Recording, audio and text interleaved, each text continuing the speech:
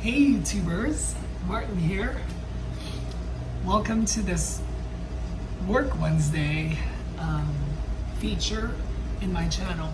So on Work Wednesdays, I talk about the work that I do and maybe even a little bit about the career path that I've taken in the work that I've done.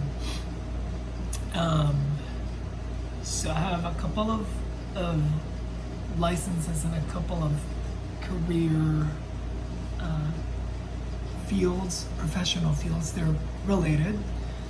I'm both an LVN, licensed vocational nurse, and an LMFT, licensed marriage and family therapist.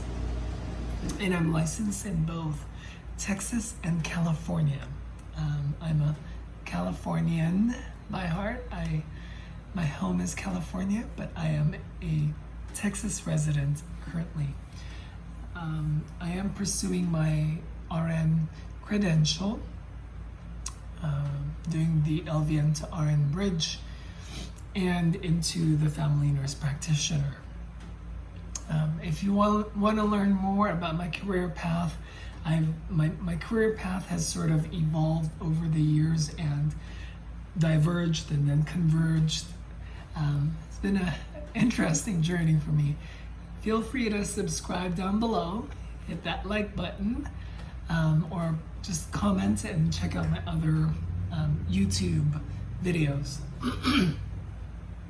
So going back into the work that I do, I think it makes sense to kind of focus on the primary thing that I do now, which is my licensed marriage and family therapist credential, which is there. That's just my California, you can see Department of Consumer Affairs, my California license. So how does one get an LMFT? Well, you need an undergrad degree. It does not have to be in psychology, although if it is in psychology, you do get, of course, more of the rich background and foundation in the psychological sciences and art. My undergrad is not in psychology, it is in bio. And my training also is in vocational nursing, so the first year of the RN proper. I can talk about that. In fact, I intend to talk about that in a separate video. So back to LMFT. So after you get your bachelor's degree, it could be in any field. If you want to be a hardcore psychology person, then you could get your undergrad in psych or social work or some kind of social/human science. And then you can go to a variety of schools. There are a ton of schools out there that will give you, that graduate training. But to obtain an LMFT, you need to have gotten this graduate level training. So you need a master's degree in counseling psychology, clinical psychology, in that sort of concentration. In your program, at least in California, your program has to have the LMFT concentration. So you need to learn family systems, you need to learn theories of family therapy in addition to theories of counseling. Again, your program's gonna have a different concentration. The program that I went to, unfortunately, has closed. So I went to one of the private colleges. It was a big corporate school called Argosy University, and they're part of the big family along with the Art Institute. Interestingly, the Art Institute survived, but Argosy University, the brand Argosy University, did not survive. I think it was closed sometime last year, 2019. And I graduated in 2011. So yeah, it's sad. But I've been doing counseling since 2010 in my pre-grad before I graduated, and my practicum is what we called it. And I feel like I've gotten a diverse set of experiences in a variety of settings. I did school counseling at a Catholic high school, which was interesting for me because that wasn't really my concentration. So in grad school, I really had this idea in my head. I think many of us that are going into the counseling field have this idea of having this prestigious private practice. You know, you can have this fancy mid-century modern set of furniture with the wall filled with your lovely degrees and diploma, as well as a library of books. So that is kind of the media propagated vision and visual of what the career is. In truth, there are so many avenues that you could take as a licensed marriage and family therapist. In fact, in my practicum, I did a lot of school-based counseling, so counseling teens. A lot of it has to do with behavioral issues that they have. In fact, their behavioral issues is what issues are what brings them to me initially, and then there's a whole host of systemic issues that I identify collaboratively with my client.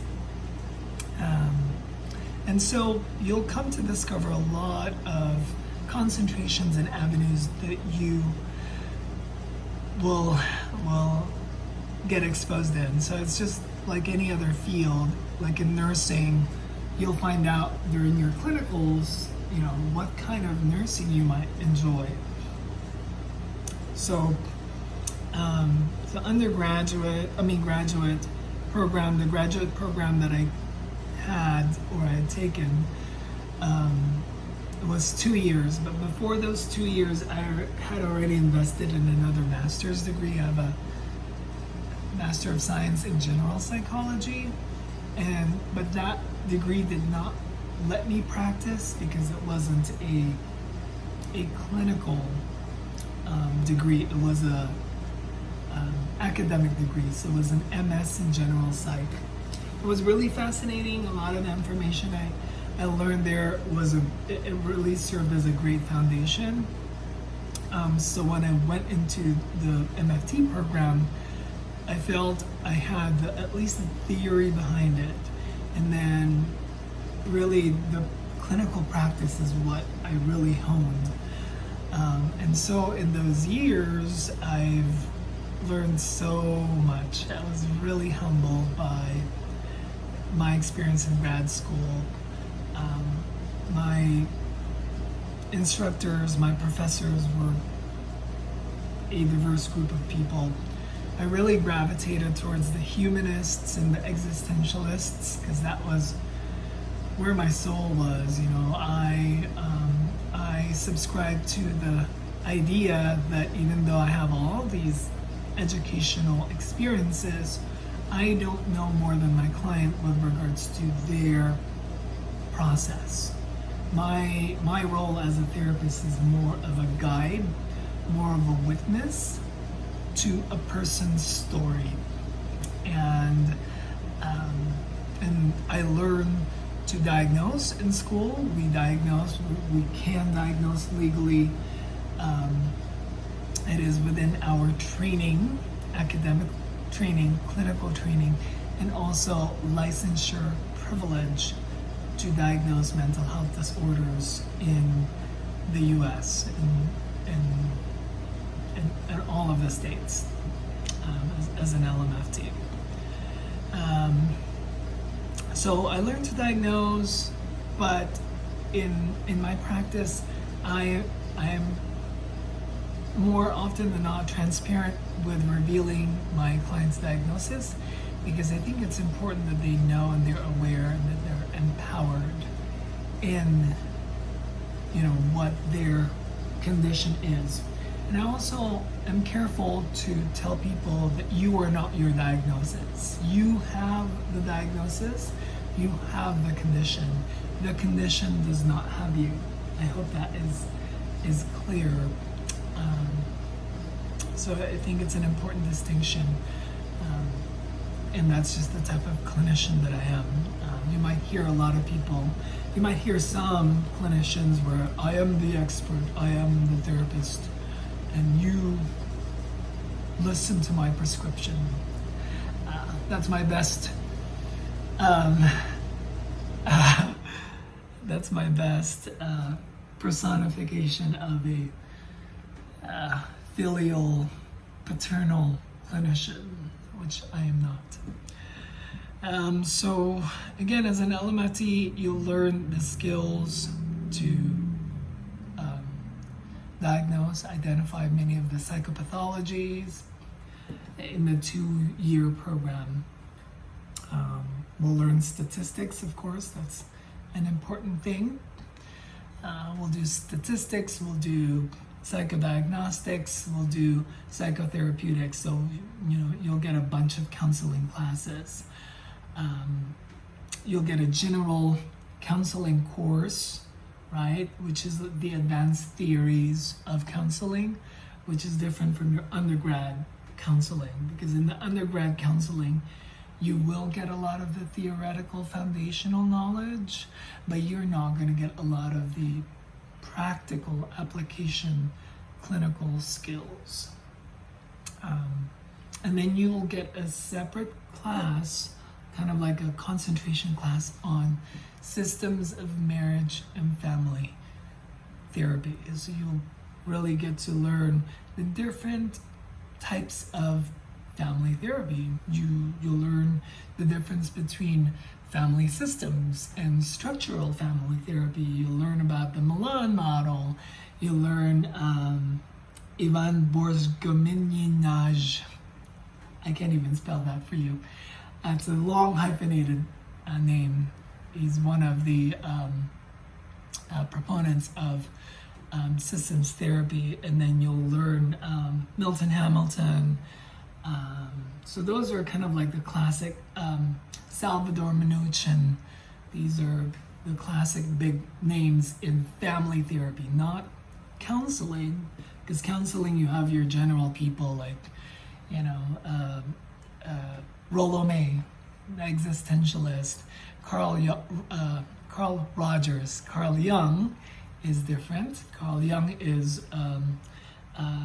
psychodynamic psychotherapy, and he's the proponent of Jungian therapy, which is very spiritual, very East meets West kind of thing. And you'll learn a little bit about that, and I can, when you go into your concentration, I can talk a little bit about that in my subsequent videos in the work that I do. Let's see.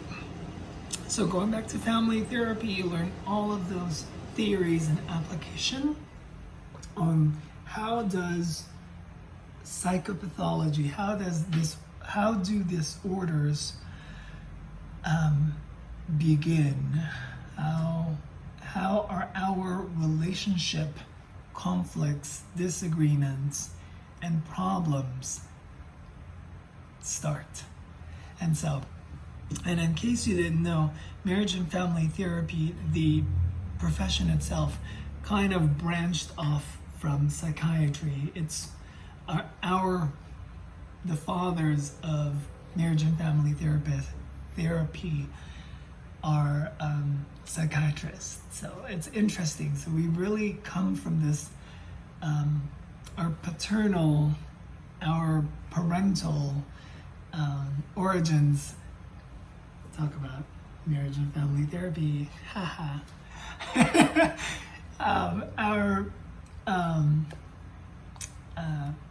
parental origins are psychiatry, so we have this kind of medicalized, structural, organizational model. which really attracted me because it made sense how our interactions are related to our family of origin, and maybe even our sibling position, etc., etc. It was fascinating to learn all of those. But as I evolved as a clinician and in my academic journey, I really gravitated, like I said, towards those humanists, existentialists, because it made me think about, yeah, it's great to know about the systems, the structures. It's great to know CBT because that's what most insurance companies pay for, all those modalities. But as a clinician, it really made me think about the type of therapist I am. And in grad school, they really challenge you to look internally and think about the type of clinician you are, because the more honest you are with yourself viscerally, I think the better of a clinician you will be, the more effective, because you really align with who you are.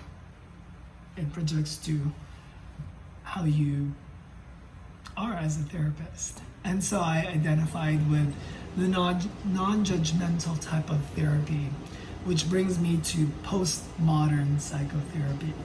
Postmodern is, just like it says, historically we have modern psychotherapy, which sounds weird because it's not really modern, because it's developed by all these bigwigs, all the kind of Western male-dominated psychotherapy, like Sigmund Freud and Carl Jung, Carl Rogers, all of these awesome people, but they still have this kind of paternal, limited view of the human experience of we are the experts, you tell us your symptoms and we will tell you what the prescription and the cure is. As far as psychotherapy, we do not prescribe medicine. I didn't mean to imply that. So in my evolution, in postmodern psychotherapy, we do not become the experts. The client is the expert in his or her or their journey, and we guide them through that. Doesn't mean we don't know what's going on. We are acutely aware.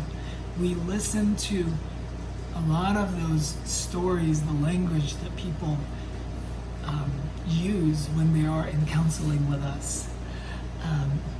Us postmodern people. Most specifically, I subscribe to narrative therapy. So if you're interested in that, comment below, subscribe. I can send you my social media, you can DM me. Narrative therapy is a type of therapy where we witness someone's story and we listen acutely to how that story evolved and how people's stories have been contaminated by other people's voice.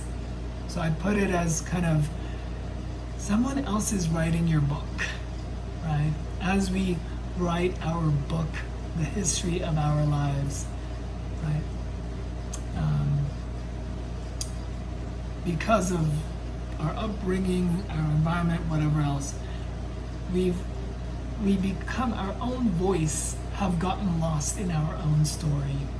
And so, and the problem has dominated people's stories, whatever it is, whether it's depression, it's anxiety, it's bipolar, it's divorce, it's infidelity, all of these things become the dominant theme in someone's story.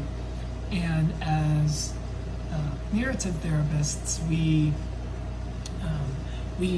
help people find their voice again, and really, and what I tell people is, I'm finding that quill, right? And handing you back that quill so that you can rewrite or write your story moving forward. I want your voice in your book. I don't want to be writing your book because your book is your book, right? I think there's something more powerful when people take charge of their own story, of writing their own story. So hopefully you can tell I'm really passionate about the type of therapy that I do. That's not to say I don't use other tools in my tool belt. I'm coming up on 20-something minutes here, but wanted to share that tidbit with you and give you a snippet of the work that I do. If you are interested in being an LMFT, don't hesitate to comment down below. Hit that subscribe button, like button.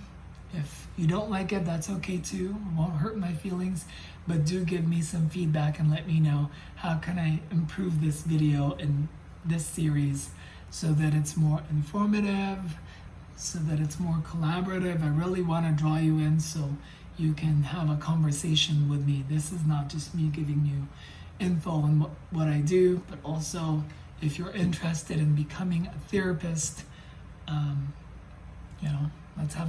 let's chat about it. Let's talk about it. And in the next video, I think I might, continue the LMFT conversation, but also talk to you a little bit more about the other awesome people that I work with. We have the licensed clinical social workers, licensed professional counselors, of course, licensed psychologists, and how you can kind of differentiate, what's the difference between, hey, your training, Martin, how are you different from, Jackson, who's a social worker? I don't know why Jackson just came up. Anyway, look forward to your feedback, your comments, those likes, those subscribes. It's like a positive feedback for me. It's like a Pavlovian response, like a bell, I'll salivate. No, it's not that deep, but I do appreciate your comments, your likes, and your feedback. I look forward to interfacing with you, learning more about you, and co-learning with each other. I will see you on the next one. Ciao.